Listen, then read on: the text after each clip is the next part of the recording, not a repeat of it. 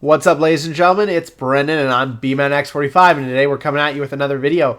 This is our last of the deck profiles for the BT11 format, unless I decide to do something with my blue deck. I was leaning towards All Force, but I think I'm probably going to wait till BT12 because I can't, or no, BT12 because I think that's when All Force X Annie comes out, but I can't remember 100%. But this is the last deck. This is our purple deck. This is our purple Merva Lilith Loop. I've been waiting to play Lilith for the longest time, and there's so many other decks purple that I've been interested in, so I've never really had it as been able to play it until this format. Beelzemon, I'm waiting till BT12, even though the structure deck's out. So I just decided that I was going to go with this deck. The combos are insane. It's really fun, really combo-y deck, but let's get into it. So, Demi-Mera, like I said in some of my other videos, it's just the best egg for purple. On deletion, draw one, trash one. That's all you need. That's all you need. Then we have for Gabumon from BT2, on deletion, trigger, draw two, then trash one. Again, you're getting your monsters.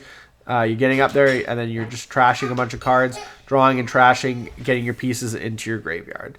So 4 of those are really good. And then we play 3 Ignite. Ignite's the new cross card, so it's really good with Merva because it decreases that Merva summon cost when attacking by deleting one of your other Digimon. You can delete an opposed Digimon at the same level. It's so good. Plus, it sets up your on deletion abilities, which is really good. And then inheritable, when you play a Digimon by an effect, gain 1 memory. And like I said, he's a cross heart card, so we'll keep that in mind for later. To Gazimon for the memory gain blocker, and a Psychmon to stop your opponent from reducing play costs. So that's a total of 10 level 3s. Not a lot, but you got so many other things here too. Then we have our level 4s. We have 4 Iv'e Scatter Mode. He's your on deletion Destiny draw. Draw 3 cards from your deck and then trash 2 cards in your hand. So good on deletion. You just run him through things and it's so good. And then the one Iv'e, because he's a 1 and the combo's really good. We then play 3 of the Dark Lizardmon. He's the new guy from BT11. Retaliation built into him, and on deletion, draw 1, trash 1. And he's really important too because he's the one you get with your Merva abilities. Him and Ignitemon are the ones you want to summon. So you want to have you usually want to have one of these guys in your hand, one in the trash, and same with Ignitemon. So it's really, really good. That's not all the level 4s, but that's kind of like the main, evolvable ones. You also have the Ginkgo package, so Ginkakumon, and Ginkakumon Promote, which makes a total of 11 level 4s, so really good. Rush on play, can finish games, plus you want these guys you want to trash these guys from your hand so that they're there to get his other ability off when he's summoned, so really, really good. That's it for the level 4s. Said 11. You have the Cerebusmon package and Cerebusmon Werewolf package for the level 5. So, of course, on deletion, draw 2, trash 1, which is accompanied by him. You can play him from your hand and then delete your Cerebusmon to make him cost 0. He's got Rush, so that's really good. And just sets up plays. Of course, this is not a deck that functions well in the Ultimate Cup format because he's banned in the Ultimate Cup format, unfortunately. So this is an unplayable deck. I think my Mastimon deck, this deck, are unplayable. But I think everything else, and the Aximon's a bit unplayable. And so about half of my decks that I have done, Black War Gray, Blue Flare, and Gallantmon are all playable in Ulti Cup format, but not this. But really good combos. That's all you need for level 5s. I don't even know what you would play for level 5s because you don't have that guy. For level 6s, I play 3 Minerva. She has Retaliation, and opponent's turn when opponent plays a Digimon, you may play a level 4 or lower purple Digimon from your trash without paying its memory cost. Amazing. On play, any on play effects the Digimon played by this effect don't activate, so that's kind of meh, but it doesn't matter. And on deletion, if your opponent has 2 or fewer Digimon, you may play 1 purple level 5 or lower Digimon card, or 1 Mervamon from your trash without paying its memory cost. So that's really good too. Play 2 Mervamon. On play and when Digivolving, you may play 1 purple level 4 or lower Digimon card and 1 level 4 or lower Digimon card with Crossheart in its traits for your hand without paying the cost. So yeah. And then, sorry. So yeah, 1 purple level 4 or lower Digimon card or 1 level 4 or lower Digimon card with the Crossheart trait in its hand, trash without paying its cost. If Digicrossing, which you hopefully should be most of the time, you can add 1 to the number of cards you play. So you can play up to 2 if you're crossing.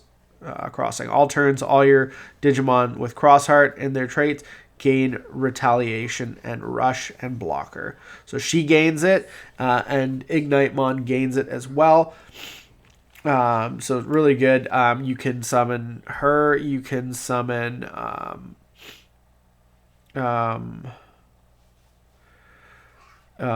you can summon her. You can summon the Dark Lizardmon. You can summon the Ignitemon. So good. Sorry, you can't summon her, but you get the reality because all your Digimon with Crossheart in their traits or with retaliation gain rush and blocker. Your Dark Lizardmon has retaliation, so he'll gain rush and blocker just like your Ignitemon will, and she'll gain it as well. Digicross -3, so it's 11. So you can make it an 8 if you use it just says 1 Digimon card with Crossheart in its traits, so you basically -3. So you make it an 8 cost to play, so it's a lot cheaper. So the Ignitemon's there for that. It's really good, and it just makes the deck even better. Lastly, Lilithmon. I'm playing 2 Lilithmon. A lot of people play 1. I want to play 2. But, she's your loop card when Digivolving. If you have 10 or more cards in your trash, you may return 2 purple option cards from your trash to your hand. And then when you use an option card, gain 2 memory. So you gain a lot of memory off of her, and part of that's the Jack raids. You trash as much as you can to get the Jack raids going, and then use her ability. Lastly, we play 1 Death Xmon for that defensive. If your opponent goes wide, you have that little bit of extra defense there. So yeah, so that's the monsters. Then for the tamers, I'm running 1 Matt Ashita just because I wanted a memory tamer. I could be playing 3 Analog Youth, but I'm choosing to only play 2.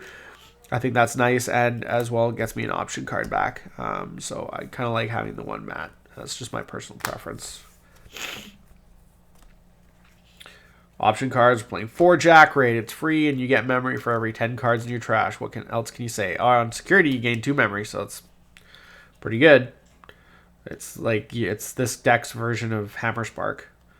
You play 3 Revive from the Darkness, which is delete 1 of your purple Digimon. Then you may play a level 5 or lower purple Digimon from your trash without paying its memory cost. Any on-play effects don't activate, but still really great.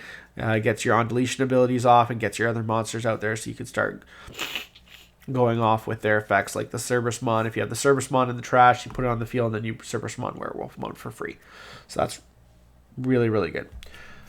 You got 2 Deathclaw for removal. You can delete one of your monsters to delete a level 4 or lower Digimon. And then security, you just get to delete one of their level 4 or lower Digimon. You play 1 Calling from Darkness because it's at 1. That's really good. Gets your combo pieces back and deletes your monsters that you want deleted to get their effects off. Lastly, we play 1 Back for Revenge, which is a BT3 card, interesting tech card. Main, one of your opponent's Digimon gains on deletion. Play this card without paying its memory cost. Any on-play effects don't activate. So it just lets you kind of loop certain monsters for really low play cost, which is really cool. The deck is amazing. It has tons and tons of combos. I think 4, 8, I think 11. We play 11 options. We play a lot of options, which you need in the deck. Deck is really, really good. You can do tons of cool things with it. You can summon the promotes and off of, different abilities to go for game. You can do so many different things. Your possibilities are endless with this deck, and that's what I love about it, is you just have such a wide variety of stuff you can do. But I think that's all the time we have here. This is our last deck profile for the BT11 format. Should be, but we'll see.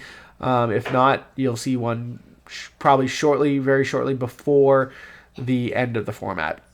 But looks like that's all the time we have for this video. If you enjoyed today's content, be sure to smash that like button, subscribe to the channel, and hit the bell for notifications so you don't miss a single minute of the fun. That's all for now, folks.